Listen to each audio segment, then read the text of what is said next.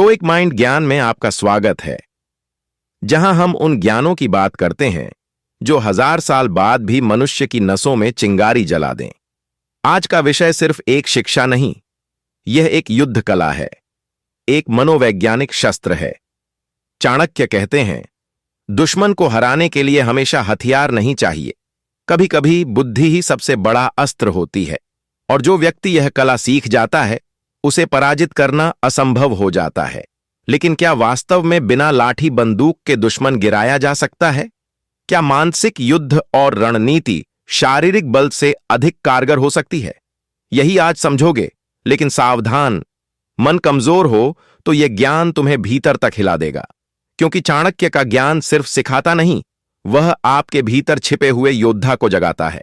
तो सबसे पहले समझो, चाणक्य कहते हैं, दुश्मन को सामने से हर कोई हराता है, पर जो उसे उसके ही मन में हरा दे वही सच्चा विजेता है। मतलब युद्ध मैदान में नहीं, असली लड़ाई मन में होती है। तुम्हारा दुश्मन चाहे कितना भी शक्तिशाली क्यों ना हो, उसकी एक कमजोरी जरूर होती है।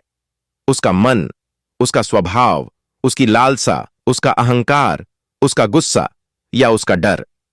अगर तुम उसकी कमजोरी पहचान गए तो बिना हथियार के भी उसे घुटनों पर ला सकते हो।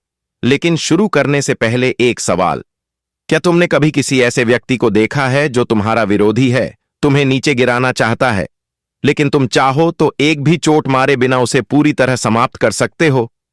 अगर हां, तो आज का ज्ञान उसी कला को परिपूर्ण कर देगा। अगर नहीं, तो आज की शिक्षा तुम्हारी दिशा ही बदल देगी। चाणक्य कहते हैं, दुश्मन को हराने का पहला तरीका है उसकी गति को पढ़ना। दुश्मन कभी अचानक हमला नहीं करता, वह हमेशा संकेत देता है।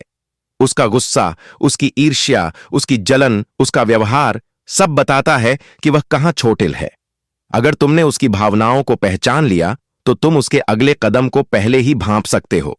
और जब व्यक्ति अनुमानित हो जाए, वह युद्ध हार चुका होता है। दिमाग में रखो, दुश्मन अपनी सोच से खुद को प्रकट कर देता है, तुम सिर्फ उसे सूक्ष्मता से देखो। चाणक्य आगे कहते हैं, दूसरा तरीका, दुश्मन के मन में संदेह पैदा कर दो। संदेह ऐसी आग है जो बिना धुएं के सब कुछ जला देती है। जब व्यक्ति स्वयं पर, अपने साथियों पर, अपने निर्णयों पर ही संदेह करने लगता है, वह शक्ति खो देता है। और एक कमजोर मानसिकता वाला व्यक्ति हथियार लेकर भी क्या ही करेगा?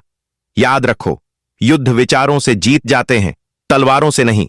तुम उसे उसके ही मन में उलझा दो, उसे ऐसा महसूस कराओ कि हर दिशा में खतरा है, उसके साथ ही विश्वसनीय नहीं, उसके निर्णय गलत हैं। बस वह खुद गिर जाएगा। कुछ लोग सोचेंगे, क्या यह क्रूरता है? लेकिन नहीं, यह वही है जो चाणक्य ने राजा चंद्रगुप्त को सिखाया था। दुश्मन से युद्ध जीतना नहीं, युद्ध खत्म करना सीखो। हिंसा में ऊर्जा लगती है, बुद्धि में विजय मिलती है। अब आते हैं तीसरी कला पर, दुश्मन को उसकी पसंद की चीज देकर कमजोर करो। यह सुनकर अजीब लगता है, पर यह चाणक्य का सबसे शक्तिशाली वेपन है। दुश्मन जिस चीज का लोभी है, सम्मान, पैसा, प्रशंसा, शक्ति, मोह या स्तुति, तुम बस वही उसके रास्ते में बिखेर दो। वह स्वयं जाल में चलेगा, क्योंकि लोभ में फंसकर बुद्धि मर जाती है। आदमी अपने विनाश का रास्ता खुद बना लेता है, बिना हथियार, सिर्फ रणनीति। क्या तुमने सोचा है कि इतिहास में इतने युद्ध बिना लड़ाई के क्यों जीते गए? क्योंकि हर महान योद्धा जानता था कि दुश्मन की तलवार से नहीं, उसकी सोच से लड़ो। अब एक सवाल तुम्हारे लिए, क्या तुम अभी किसी ऐसे व्यक्ति से संघर्ष कर रहे हो जिसे तुम बिना टकराव के हराना चाहते हो? अपने मन में उसका चेहरा लाओ, क्योंकि आगे जो मैं बताने वाला हूं वही तुम्हें उसकी कमजोरी ढूंढना सिखाएगा। तो चलो, अब जब तुम्हारे मन में उस दुश्मन की छवि आ चुकी है, अब समझो चाणक्य का चौथा और सबसे खतरनाक तरीका, दुश्मन के अहंकार को उसका शत्रु बनाना। हर व्यक्ति के भीतर एक अहंकार सोया होता है, और वही उसे लड़ाता है, वही उसे हराता भी है। चाणक्य कहते हैं, अहंकार से बड़ा कोई शत्रु नहीं, और अहंकार वाला व्यक्ति स्वयं का विनाश खुद लिखता है। तुम्हें बस इतना करना है कि उसके ईगो को धीरे धीरे हवा दो। उसे महसूस होने दो कि वह सबसे ऊंचा है, कि वह जीत रहा है, कि तुम्हें उसकी परवाह नहीं। वह उसी घमंड में वह गलती करेगा जिसका इंतजार तुम कर रहे हो। यह कला सबसे चालाक लोग ही कर पाते हैं। चाणक्य कहते हैं, जिसे गिराना हो पहले उसे ऊंचा चढ़ाओ। लोग सोचते हैं यह दया है, पर यह सबसे सटीक वार है, क्योंकि जब वह गिरेगा तो इतनी बुरी तरह गिरेगा कि दोबारा खड़ा होना मुश्किल होगा। लेकिन सुनो, यह ज्ञान हर किसी के लिए नहीं, यह सिर्फ उन लोगों के लिए है जो खुद को नियंत्रण में रख सकते हैं। क्योंकि अगर तुम्हारे भीतर भी अहंकार जाग गया तो तुम भी उसी गड्ढे में गिर सकते हो जिसमें तुम उसे धकेलना चाहते हो। पांचवीं कला, जिसे चाणक्य ने गुप्त शक्ति कहा है, चुप रहना। हां, युद्ध में मौन सबसे बड़ा अस्त्र होता है। जब तुम शांत हो जाते हो तो दुश्मन बेचैन होने लगता है। उसे लगता है कि तुम कोई बहुत गहरी योजना बना रहे हो। वह घबरा जाता है, जल्दी फैसले लेने लगता है और जल्दबाजी में वही गलती करता है जिसका तुम्हें इंतजार था। यह मनोवैज्ञानिक खेल है। तुम कुछ मत करो, वह खुद अपना विनाश कर लेगा। और अब आते हैं छठी महान चाणक्य नीति पर। दुश्मन को उस बात से लड़ने दो जो उसे सबसे ज्यादा डराती है। हर व्यक्ति के अंदर एक डर होता है, अकेले रह जाने का, हार जाने का, सम्मान खोने का, राज खुलने का, नियंत्रण खोने का। तुम बस उसके सामने ऐसा दर्पण रख दो कि उसे वही डर दिखाई दे। वह डर के कारण वह रास्ता चुन लेगा जो उसके लिए सबसे विनाशकारी होगा। यही कारण है कि चाणक्य कहते हैं, भय से बड़ा कोई दंड नहीं। और ध्यान से सुनो, यह वह बिंदु है जहां अधिकतर लोग वीडियो छोड़ देते हैं, लेकिन तुम जा रहे हो गहराई तक। मतलब तुम खुद भी अपने जीवन में विजेता बनना चाहते हो। यहां पर एक सेकंड लो।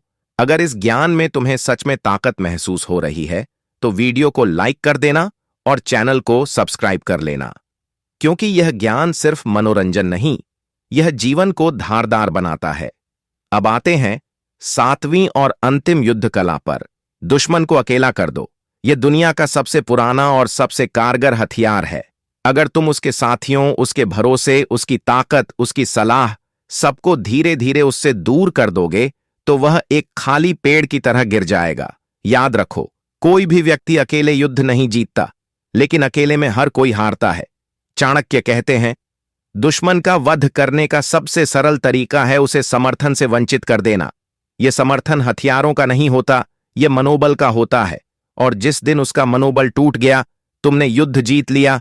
बिना तलवार, बिना लड़ाई, बिना शोर। अब जरा सोचो, क्या यह साधारण ज्ञान है या यह मन के भीतर होने वाला अदृश्य युद्ध है?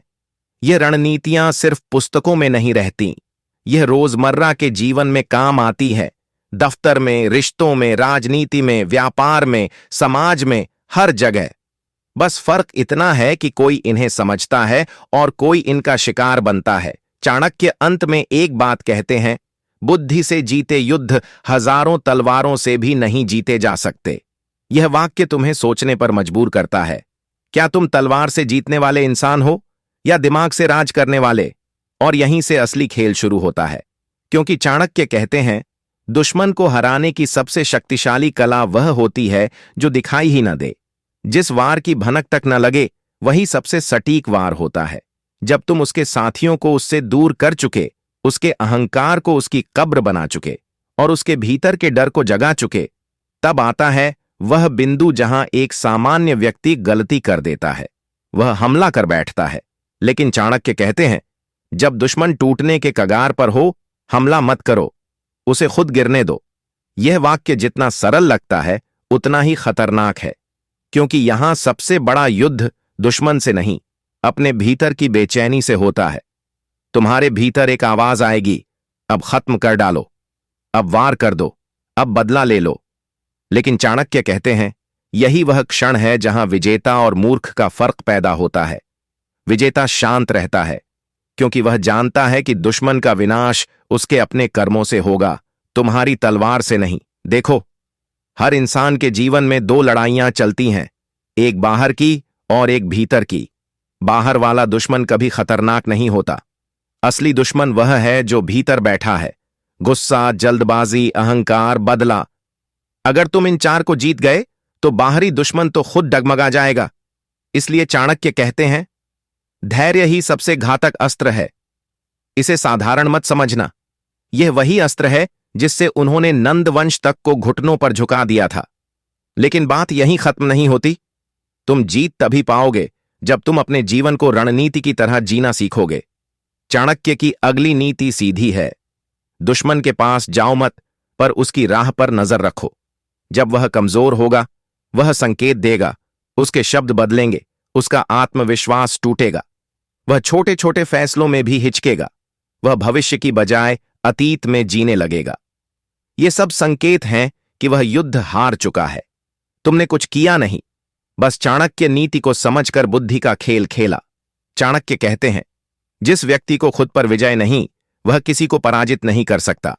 यानी युद्ध का पहला नियम खुद को जीतना, और दूसरा नियम दुश्मन को उसी जगह मारो जहां वह सबसे कमजोर है। यह कमजोरी शारीरिक नहीं होती, यह मानसिक होती है। ईर्ष्या, लालच, डर, अहंकार, अकेलापन, पहचान खोने का भय। तुम बस इन कमजोरियों को पहचान लो, युद्ध जीतना बच्चों का खेल हो जाता है। अब सुनो चाणक्य की छुपी हुई नीति, जिसके बारे में कम लोग जानते हैं। दुश्मन को आशा दो और उसी आशा से उसे तोड़ दो। यह अत्यंत घातक मनोवैज्ञानिक पद्धति है। जब तुम उसे थोड़ा सहारा देते हो, थोड़ा सम्मान देते हो, थोड़ा भरोसा देते हो, वह खुलता है, कमजोर होता है, और वहीं पर तुम उसकी असली दिशा देख पाते हो। यह देखकर ही चाणक्य अपने लक्ष्य साधते थे। और अंत में चाणक्य कहते हैं, दुश्मन को हराने का सर्वोत्तम तरीका है खुद को इतना मजबूत बना लेना कि तुम्हारे खिलाफ युद्ध शुरू करने की उसकी हिम्मत ही न बचे। यह असली विजय है, जहां तलवारें भी झुक जाईं और नफरत भी डर जाए। यही कारण है कि चाणक्य की नीतियां सिर्फ दुश्मन को हराने के लिए नहीं थीं, बल्कि खुद को राजा बनाने के लिए थीं। आज के दौर में राजा का मतलब ताज नहीं, बल्कि वह इंसान है जो अपने जीवन का मालिक है, अपनी भावनाओं का स्वामी है, अपनी रणनीति का रचयिता है। और अगर तुम यहां तक पढ़ रहे हो तो समझ लो कि तुम भी ऐसे ही राजा बन सकते हो, अगर तुम चाणक्य के इन गहरे मनोवैज्ञानिक हथियारों को अपनाओ। धन्यवाद।